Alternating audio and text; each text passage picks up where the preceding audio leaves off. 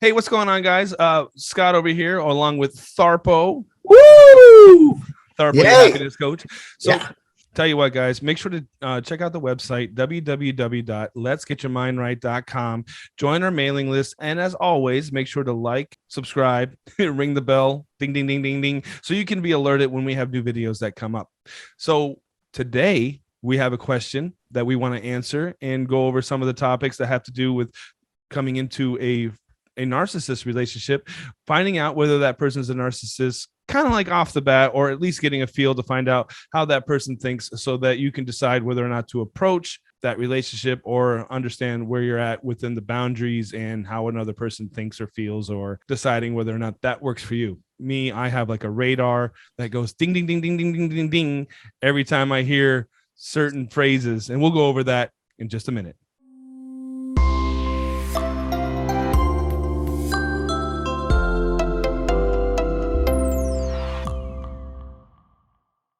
Well, what are some of the signs that what you see in people that would be a narcissist trait?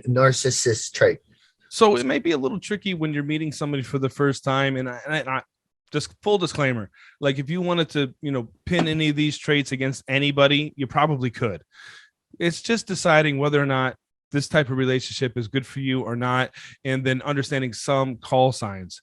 I guess the first thing would be somebody that wants to, just take the room. Everything is about them. If somebody is having a conversation in a different corner of the room, they will want to go and just, get the attention on them. So that's definitely one thing to just kind of keep in mind. And again, other people could be doing this too because they just want attention or for whatever reason. Once again, once you start lining up a few of these things, you can kind of piece together how somebody is. So another thing to keep paying attention to is, oh, you always think like this. They'll use a lot of the universal quantifiers. Yeah, they'll use those a lot. So, and they'll want to like place a frame on you. Oh, everybody knows that you act like this. Well, that's not really respecting your frame. That's somebody placing a frame on you, and it would be something to keep mindful of. And at first it may be a frame that you might want to agree with. Oh, everybody thinks that I'm, happy-go-lucky. That's great. Well, that's fine. Just understand that somebody could take a frame and then place a different frame on you, and whether or not you want to agree with that or not, because it'll end up being like humble pie, or it'll be like, oh, why you outing me? Like, oh, I was just giving you a compliment. Well, I don't like the frame that you place on me. And then, it could be like a weird situation. So something else to kind of like pay attention to. Okay, well, there's also the lack of empathy.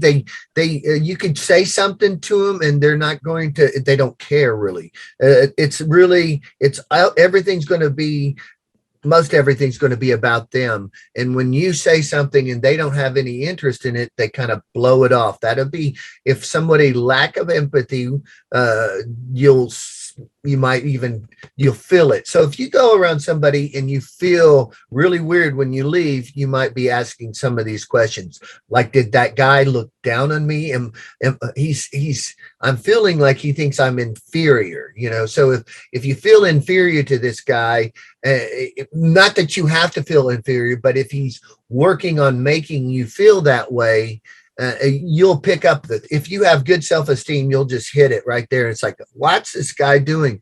And a lot of times, if they have a really fragile ego, they over exaggerate their accomplishments, over exaggerating, and that I'm the most important and you're not. Come on in and look at all my possessions. Did you see this thing that I just got? Did you see this? Make sure to look at this too. Oh, I have this. So that also leads into what we call social proof, right? If this person and this person and this person see that my worth is, because they don't have a lot of self-worth within themselves, they grab within their audience to be like, this person and this person and this person would do this, then why won't you do this? So another thing would be a why question, and then that would put you on the defense, and then, oh, maybe I should start to question whether I'm acting right or not. And it's a different type of mental game. Maybe a few steps, or have deeper rapport with somebody before they actually end up doing that. And again, when you're dealing with a narcissist, off the bat, it's like they want to grab your attention. It's like they want to be your friend. They want to do all the different things it takes to get you on their good side, so then they can then use that rapport to push you where they want you to go to get the secondary gain from you. So it could be a little hard, but these are some of the things you would want to pay attention to. A lot of I statements, and a lot of like social proof, like these people prove how good I am, or my material possessions prove how good I am, or my social status proves how good I am, because they don't have any sense of self, right? Like they don't feel within themselves that they're, good enough. So they need all these different things around them to prove to you how good they are. Right. Another thing is, if you're around a narcissist and you don't give them what they think is appropriate recognition or appreciation, they get angry.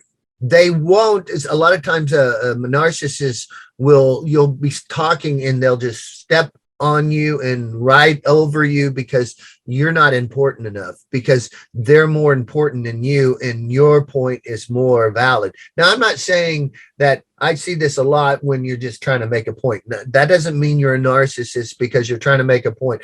I've been in many classes where everybody's trying to get their word out, and it doesn't mean they're all narcissists. And what we do is, if it keeps on continuing, and I think the biggest thing, and you're going to tell about a narcissist, is if they do not have any empathy for you. You tell them something, and another thing, if you find the first time you meet somebody, they're trying to get some kind of, they want to know what's the most embarrassing thing that ever happened to you. They start asking you questions like they're trying to get ammunition for later. So there's a saying, don't give them that ammunition, because then they'll have a bullet to shoot at you later to make their point. So be careful. Just be Another careful. thing, the thing that I was going to say is, if they end up saying something like, oh, aren't you so glad that I'm here to tell you the things that you need to do in order to be successful, and I have all these different ways, aren't you so glad that I'm here to tell you these things? Like, oh, you should do things like this because I was a certain way, and then this is what you need to do. Like, I actually had, another person, he was like, oh, you need to do this. I'm like, I don't need to do anything. What is it? Pay taxes and die. Like, well, what do you You're right. I think that's what they say. You only have to pay taxes. I thought it was well, and also you have to breathe, pay taxes, and die. So those are all requirements. You can catch these in like, again, we teach the language pattern class, and you can catch all of this stuff when it comes to the needs, and you should, would have, oh, you can't do that. They'll tell you a whole bunch of things that you don't measure up, or that you're not good enough, rather than just being, fine, within yourself and your own identity and be able to shine your own light.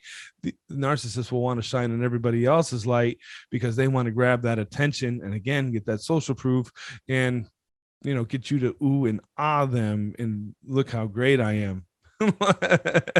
And then if you start to develop your own sense of self, or you find that you're in this relationship, it'll just get louder as you just decide that you don't like being treated that way anymore, because a narcissist will prey on somebody who probably, doesn't have a good sense of self or really strong borders set up. And then they'll just be, moved around at will by somebody else.